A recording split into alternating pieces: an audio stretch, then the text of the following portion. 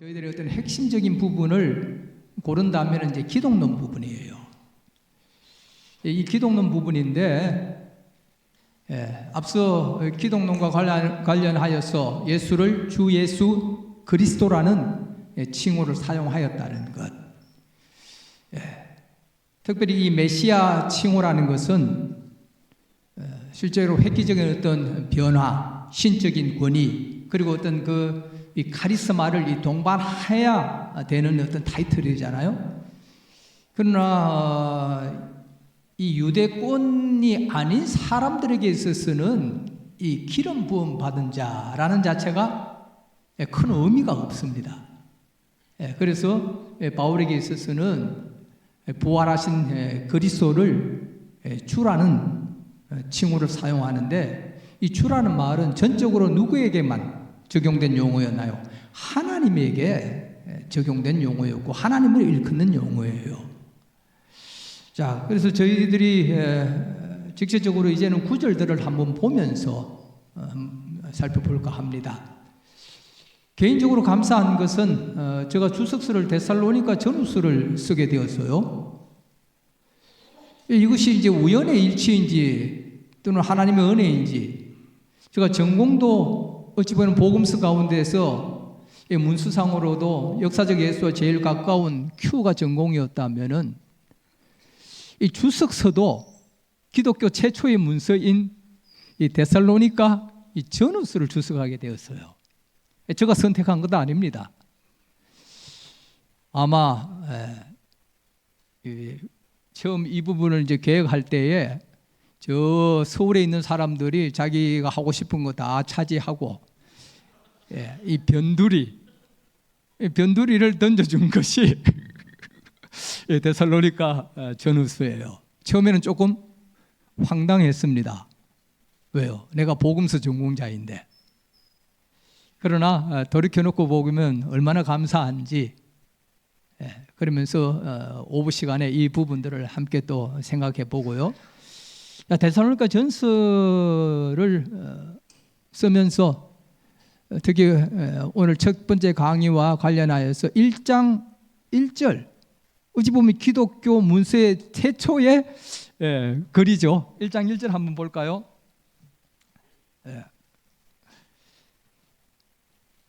자, 여기에서 인사 부분입니다. 바울과 실로아노와 디모데는 하나님 아버지와 주 예수 그리스도 안에 있는 데살로니가 인의 교회에 편지하노니.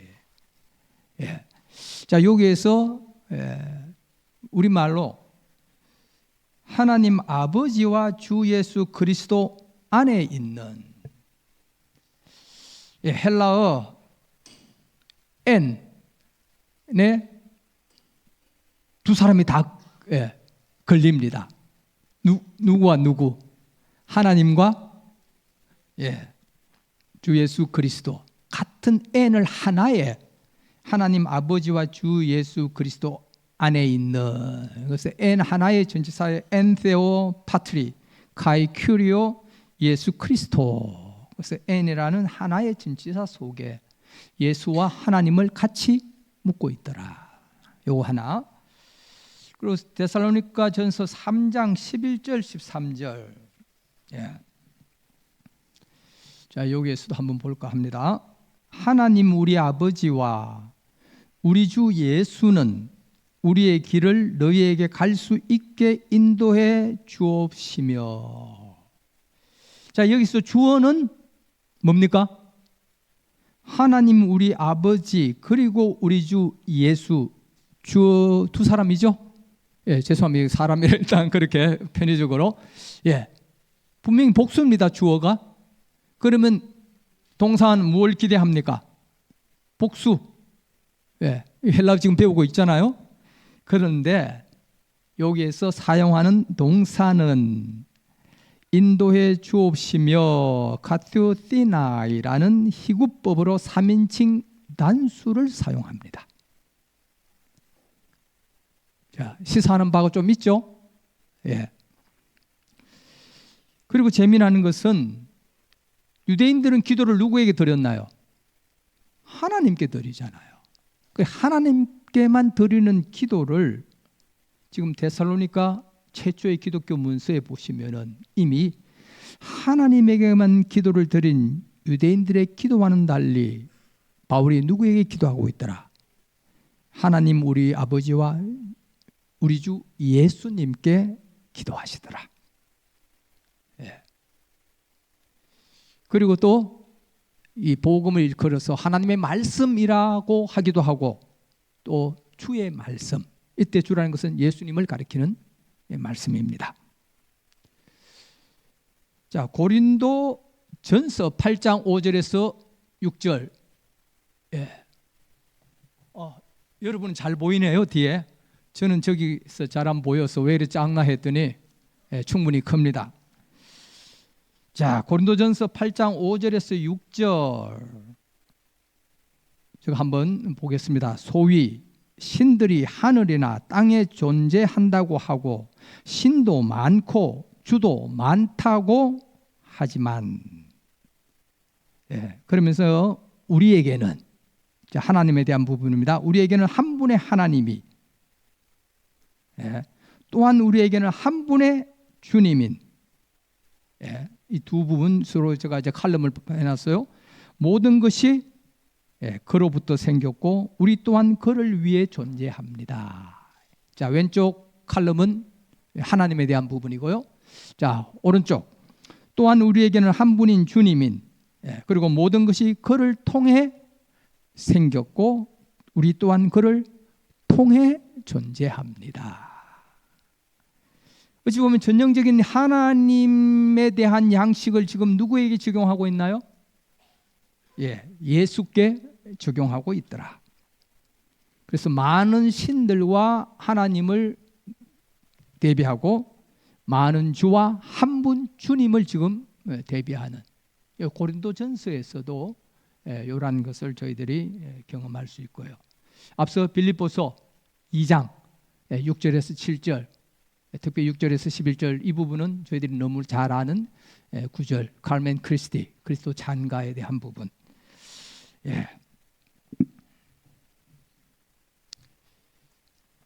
자, 바울 서신에서도 이 기독론적인 부분에서 이러한 흔적들을 저희들이 엿볼 수 있습니다.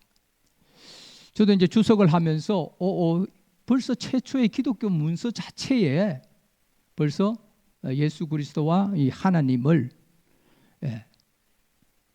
어떤 예수를 신성의 자리에 올려놓고 하나님과 어찌 보면 주어를 같이 쓰고 있고 동사는 한 동사를 쓰고 있다는 부분이 굉장히 새로웠습니다. 자, 이제 한 걸음 더 나아가 갖고 요한문서, 요한계시록을 먼저 한번 볼게요. 자, 요한계시록을 보면 이제 4장에서부터 이제 본격적인 이제 환상이 시작되죠. 먼저 이 4장에서 이 하늘 보좌에 대한 환상이 시작이 됩니다. 자, 하늘 보좌에 대한 환상, 하나님에 대한 얼굴을 보고 싶어서 들어갔는데 하나님에 대한 묘사가 있나요? 실제로 없죠. 어찌 보면 가장 이 하늘 보좌에 대해서 상세하게 묘사하지만은 대신 하늘에 뭐가 있습니까?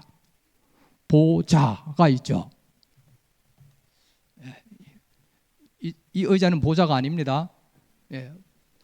여러분, 보좌와 가장 닮은 의자가 있어요. 어디에 있어요? 여러분 거의 다 매주 보면서 살아요. 교회 강대상 가면은 의자가 높죠. 등받이가. 이게 이제 보좌예요. 이건 보좌 아닙니다. 하늘 보좌를 묘사할 때 이 보좌는 왕의 자리이기 때문에 왕의 자리의 특징은 의자가 아주 높습니다. 우리 조선 그 의궤 그림들을 보면요, 이 왕을 표시할 때 어떻게 표시한 줄 아세요?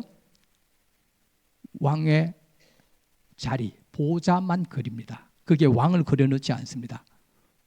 의자 자체가, 이 보좌 자체가 왕을 대변합니다. 의궤에 있어서도요. 여기에서 지금 이 네 생물이 보좌 가운데와 보좌 둘레에, 네 생물이 보좌 가운데와 보좌 둘레에 둘러섰더라. 여러분, 네 생물이 이 보좌 가운데와 보좌 둘레에 어떻게 둘러서야 돼요? 이걸 그리려고 온갖 화가들이 그냥 왜냐하면 계시록은 지시사가 아니에요. 하나의 상징적인 표현이란 말이에요. 만물이 보좌로부터 이 만물을 상징하는 내 짐승. 이 짐승이 아니잖아요. 생물, 내 생물. 하나님은 영원토록 살아 계신 이 보좌 가운데와 보좌 둘레에 개인적으로는 이러한 묘사를 가장 잘하는 표현이 있다고 생각해요. 개인적으로는요. 어떤 사람도 이걸 그렇게 말하지는 않는데 저 개인적인 생각입니다. 여러분, 이러한 신성을 표현하는 문양이 있어요. 어떤 문양일까요?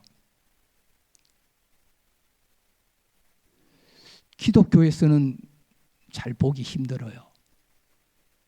다른 종교에 가면 있어요. 기본적으로 종교 일반에 대한 문양이니까요. 신에 대한 경험을 표현하는 것이고요.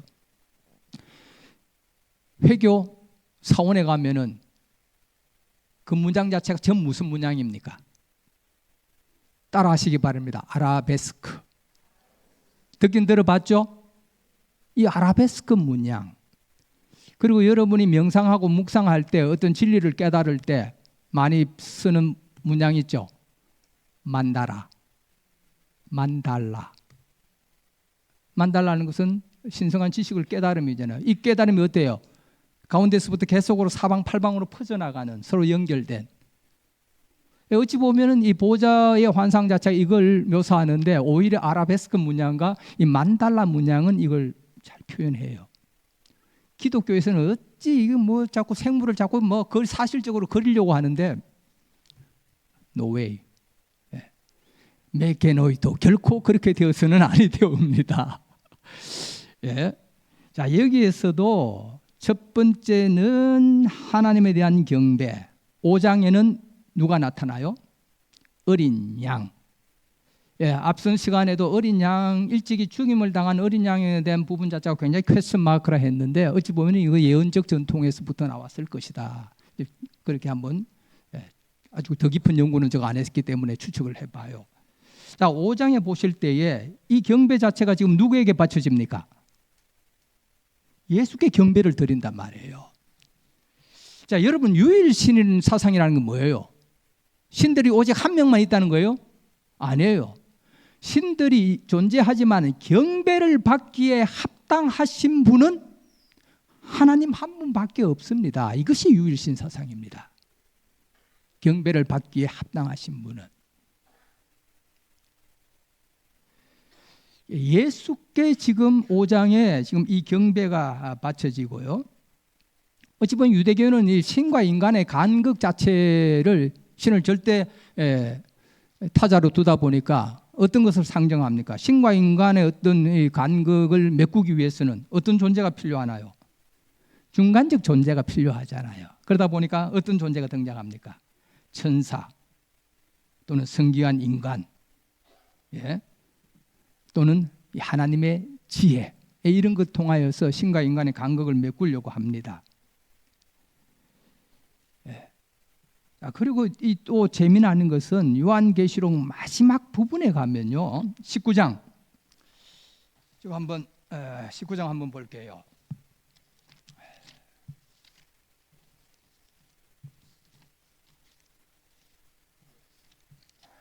아주 재미나는 표현이 있습니다.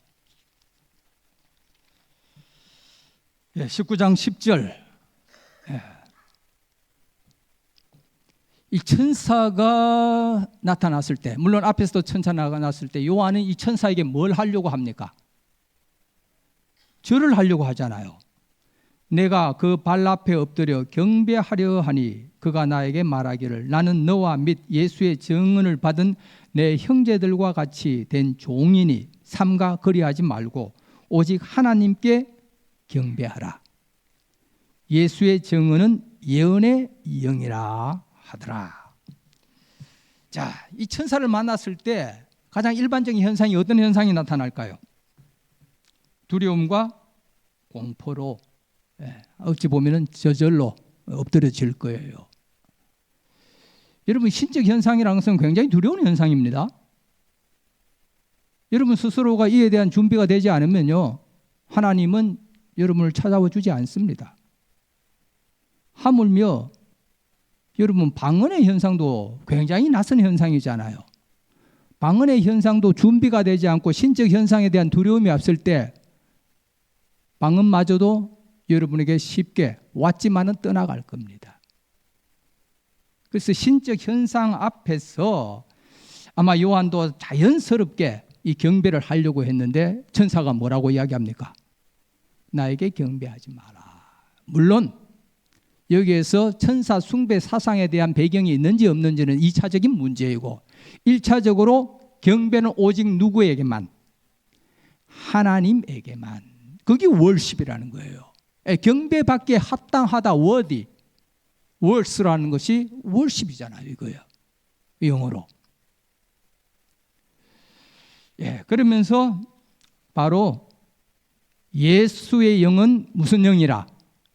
예언의 영이라. 다시 말하면 이 예언은 누구의 예언이다? 예수 그리스도의 이 예언이다. 그래서 요한계시록에 보면은 우리가 크게 이제 존재를 보면은 하나님 있고 다음에 예수님이 있고 천사가 나타나고 요한도 있고 그리고 이 편지를 받는 수신자들도 있는데 예수님은 지금 어느 편에 소속시키고 있어요? 하나님 편에. 굳이 구분한다면은 천사하고 간극이 분명하죠. 예수에게는 경배하고 찬양을 드릴 존재이지만 천사에게는 경배하지 마. 왜?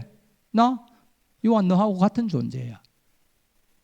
그래서 천사 숭배 사상을 금지할 뿐만 아니라 예수의 영이라는 표현을 통해서 예수님을 어디에 두더라? 하나님 편에 두더라. 자, 그러면서 계시록은 궁극적으로 두 부류의 사람들을 언급합니다. 결국 어떤 부류가 있나요? 용을 경배하는, 다시 말하면 용과 짐승을 경배하는 자들과 하늘에서 하나님을 경배하는 자. 이로써 예수님은 하나님께 드리는 영광을 뭐하고 있더라? 공유하더라. 요한계시록에. 그래서 그리스도는 하나님과 더불어 경배의 대안적 대상이 아니라 하나님이 어뜸되는 위치를 유지하면서, 이게 유일신 사상이잖아요. 그 공식을 사용해서 앞에 바울이 사용했던 그러한 공식처럼 하나님과 그리스도를 동시에 요한계시록은 경배하고 있더라. 그리스도는 하나님께 드리는 영광을 뭐하더라? 공유하시더라.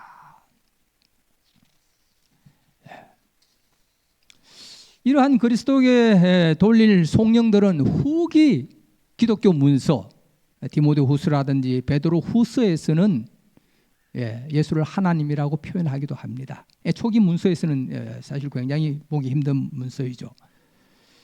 그리고 역사적 기록을 볼 때에 그리스도인들이 정해진 날 동트기 전에 모여서 하나님께 하듯 누구에게 찬송하더라? 그리스도에게 찬송하더라. 서간집에 그렇게 기록되어 있습니다. 심지어 요한계시록에 의하면은 그리스도와 하나님이 뭘 공유를 해요? 보좌를 공유합니다. 내가 이기고 아버지 보좌에 앉은 것과 같이 너희도 보좌에 함께 앉게 하리라. 그리고 22장에 가면 이 보좌가 누구의 보좌입니까? 하나님과 어린 양의 보좌. 이 보좌를 공유를 하더라. 물론 요한계시록에서도 바울 서신에서와 같이 이 하나님과 그리스도라는 두 주어가 나오지만 동사는 단수형 동사를 쓰고 있고 당수형 대명사를 쓰더라. 물론 뭐 이 경우에 따라서 앞선 부분을 지칭하는지 둘을 다 지칭하는지 논란의 여지는 있지만은, 다시 말하면 하나님과 그리스도를 두 개의 다른 대상으로 해서 복수를 쓰기를 꺼려한다는 것, 이 부분은 요한계시록에서 분명한 것 같습니다. 자, 여기에서 이제 한 걸음 더 나아가는 책이 뭐라고 했습니까? 요한복음. 그래서 요한복음은 1장 1절에 아예 처음부터 뭐라고 이야기를 합니까? 우리 이건 다 아는 구절인데 태초에 뭐가 있었다? 말씀이 계셨느니라. 이 말씀이 하나님과 함께 계셨으니 이 말씀은 곧 하나님이시니라. 함께 있었다라는 표현보다도 좀 더 정확하게는 이 프로스라는 표현을 써요. 하나님을 향하여. 그래서 이 아버지와 아들이 어떻게 해요? 마주보고 있는. 요즘 보니까 그런 거 많이 있더라고요. 옛날에는 주로 이제 누가 어머니가 아이를 이렇게 안고 있잖아요. 요즘은 아버지가 이렇게 아이를 안고 있는데 최근 도와갖고는 아버지와 아들이 한 방향으로 보고 있대. 마주 안 보고 애들도 저쪽으로 보고요. 이렇게 애를 케어하는 그걸 많이 보고 있는데 좀 더 정확하게는 아버지와 아들이 서로 마주보고 같이 품 안에 있는 그런 모습이. 그래서 예수를 하나님이라고. 요한 10장에 가보면 이 부분이 더욱더 분명하죠. 나와 아버지는 하나이니라. 결국은 이제 유대교와 기독교가 더 이상 이제 한 회당에서 한 하나를 이고 섬길 수 없는 현상이 생기죠. 왜? 예수를 누구로? 하나님으로 고백하니까 유대교에서부터 축출을 당하는. 그래서 유대교로부터 축출을 당하는 회당으로부터 쫓겨나는 현상을 뭐라고요? 아포시나고고스. 우리말로는 출회 또는 출교라고 되어 있지만 좀 더 정확하게는 유대교로부터 쫓겨난 자이죠. 그리고 요한 복음에 가면은 안식일 논쟁에 있어서 이 안식일을 범하는 문제에 대해서 요한 복음은 어떻게 이 논쟁을 끌고 가나요? 아버지가 일하시니 나도 일한다. 실제로 이 말 자체에 여러분, 이것은 안식일은 사람이 뭐 해야 돼? 쉬어야 돼. 사람된 존재로. 안식일은 쉬어야 되는데 예수께서 아버지께서 일하시니 나도 일한다. 다시 말하면 그래서 유대인들이 하나님과 뭐 삼더라? 동등 삼더라. 그래서 equal to God이라는 표현을 사용합니다. 그래서 요한복음에 오면은 이러한 예수의 기독론 자체가 이제는 거의 하나님과 이퀄. 그러면서 삼위일체 신학 자체가 태동할 수 있었죠. 이것이 저희들이 신약 성서에서 언급된 기독론 부분에 있어서 자, 제가 이제 왜 이런 이야기를 하냐 하면은 결국은 기독교라는 이 종교 자체는 유대교회의 어떤 상징 세계를 잘 그대로 활용합니다. 어찌 보면 유대교의 상징 세계 자체가 조금 변형되었죠. 그래서 유일신앙 자체를, 유일신 사상 자체를 포기하지 않습니다. 이 하나님을 섬깁니다. 이 하나님을 섬김에 있어서 이제 바울이 이 그리스도 예수를 만났을 때 그럼 분명히 그리스도를 만났단 말이에요. 죽은 자 예수의 부활하신 모습을.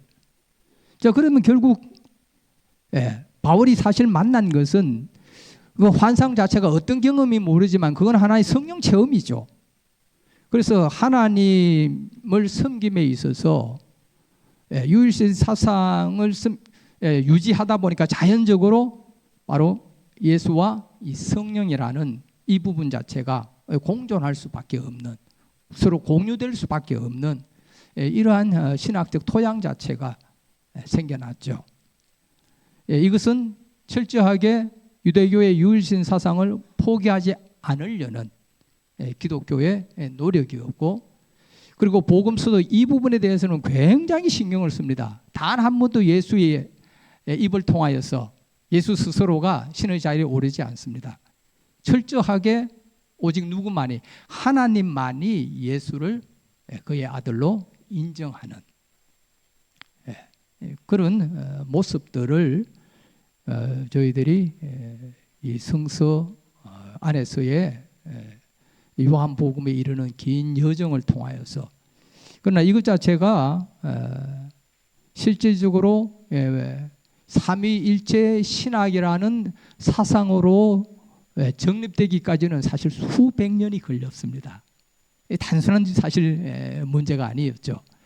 아마 개인적으로는요, 제일 힘들었던, 예수를 하나님으로 주로 고백하기에 제일 힘들었던 사람들은 예수를 실제로 경험한 제자들이었을 가능성이 더 커요. 왜? 예수를 누구로 만났나요? 사람으로 만났잖아요. 사람이 신이 된다는 것은 당시에 사실 없었습니다. 성육신 된다는 것은 오히려 신적 능력이 사람 속에 임할 수는 있어도 하나님이 인간의 몸을 입는다라는 이야기는 어찌 보면 요한복음이 처음이죠. 그래서 여기서 말씀이라는 이 부분은 저희들이 이제 로고스라고 표현을 하죠. 이 로고스라는 것 자체가 어찌 보면은 바로 모노게누스, 독생자. 독생자라는 표현은 사실 로고스를 일컫는 표현이에요. 자, 로고스란 말은 독생자라는 표현인데 외아들이라는 뜻이 아니고요, 유일무이한 존재. 어찌 보면은 그런 존재 자체가 없는 거예요. 그래서 유일무이한 예수님의 어떤 신성을 표현함에 있어서 당시에 로고스라는 용어를 요한복음은 차용하고 있고요. 자, 이러한 기록들 자체가 단순히 어떤 팩트 체크의 문제가 아니고요, 복음서는 철저하게 실제적으로 교회의 정황을 반영하고 있거든요. 그래서 제가 이제 교회의 정황을 복음서가 어느 정도로 반영하고 있는지 이 부분을 요한복음 21장을 통하여서 간략하게 말씀드리면서 전반적인 오전 강의를 마무리할까 해요. 왜냐하면 복음서 21장에 제가 설교도 했지만은 복음서 21장이 제자들이 고기 잡으러 갈릴리로, 정확하게는 디베라 호스가로 가죠. 거기에 제자 7이 함께 합니다. 앞서 말씀드리다시피 이 제자들이 고기를 잡으러 간 것은 자신의 생업으로 되돌아간 것이 아닙니다. 오히려 고기를 잡는 어부의 교회의 선교 사역을 가리키는 용어예요. 사실 그것은 주의를 또 묘사하는 방식으로 성찬에 대한 이야기를 전개하고 있잖아요. 앞서 예수께서는 이미 제자들에게 몇 번 나타났습니까? 2번 나타났습니다. 그런데 예수께서 나타나신 날들을 표현하는 것이 다 사실 주일을 가리키는 표현이에요. 제일 처음에 안식일 첫날 일찍이, 여러분 그리스도인들이 일주일에 2번 모였습니다. 언제 모였나요? 안식일 다음 날 아침 일찍 찬양하기, 경배드리기 위하여, 그리고 저녁에 뭐하기 위하여? 떡을 떼기 위하여. 요한복음에 그 두 이야기가 다 나옵니다. 아침 일찍, 아침 늦게.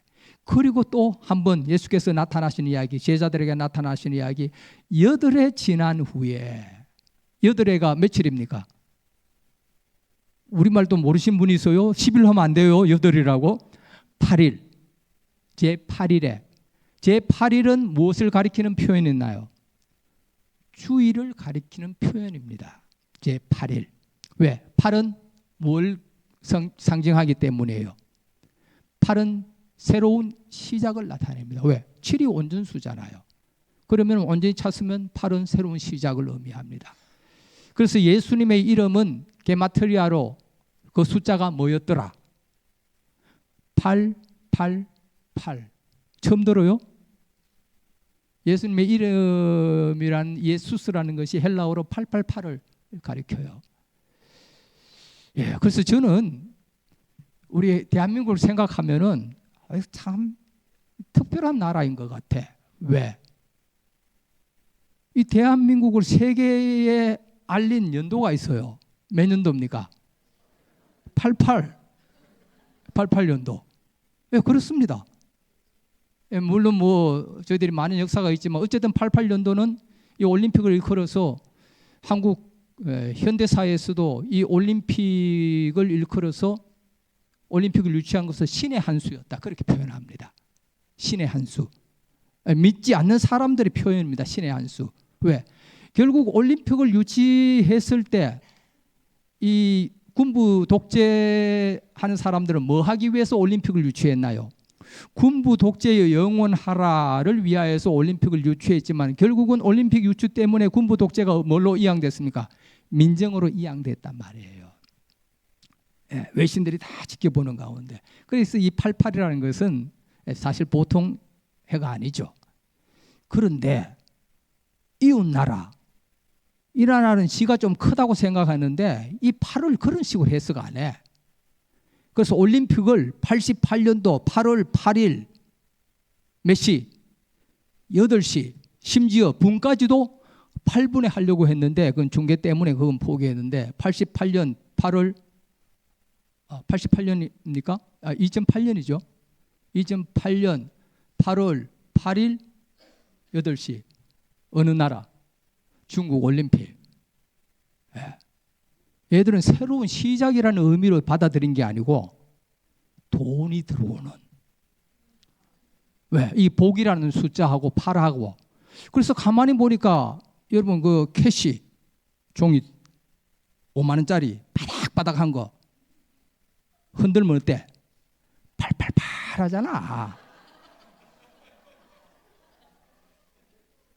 결국은요, 예, 짐승을 섬기는 것, 어찌 보면은 돈을 섬기는 것이잖아요. 그래서 돈과 하나님을 겸하여 섬길 수 없다. 그래서 제가 예수님의 가르침 가운데 참 예수님이 사람이 아닌 것을 어떻게 아냐 하면은 여러분 돈이 살아서 지배하려면 돈이 살아서 움직여야 돼. 여러분 돈이 살아 있어요. 왜? 어떻게 알아요? 돈이 살아 있는지를. 돈이 새끼를 치잖아. 이자를 낳잖아. 돈의 물질적 성격이 가장 잘 드러나는 것이 바로 이자 새끼를 낳는 부분이에요. 그러면 돈으로 하여금 이 물질적 성격을 자르려면 어떻게 해야 돼? 이자를 못 낳게 하면 되잖아. 그럼 돈이 죽잖아. 그래서 예수님께서는 돈을 빌려주고 뭐하라 그럽니까? 받을 생각하지 마라. 예, 돈을 빌려주고. 예. 어찌 보면은 돈의 물질적 성격을 그 어떤 누구보다도 가장 정확하게. 그리고 예수님 다음으로 돈에 제일 잘 아는 사람이 있었죠. 개인적으로는 마르크스, 막스. 여러분 자본론 기회가 되면 읽어보십시오. 깜짝 놀랐습니다. 진짜 이놈은 천재다. 보는 순간 천재라는 느낌이. 예. 그래서 돈의 물질적 성격을 그 어떤 누구보다 예수님은 정확하게. 다시 말하면 오늘 예수님을 통하여서 저희들이 하나 경험해야 할 것은 우리는 누구를 섬긴다? 하나님을 섬긴다. 하나님을 경배한다. 그리고 돈과 하나님은 겸하여 섬길 수가 없다. 예, 뭐 아마 그런 이야기들을 여러분 조금 더 깊이 보시려면은 불의한 청지기 비유 그거 한번 잘 읽어보시기 바랍니다. 자, 일단 오전 강의는 이로써 마무리하도록 하겠습니다.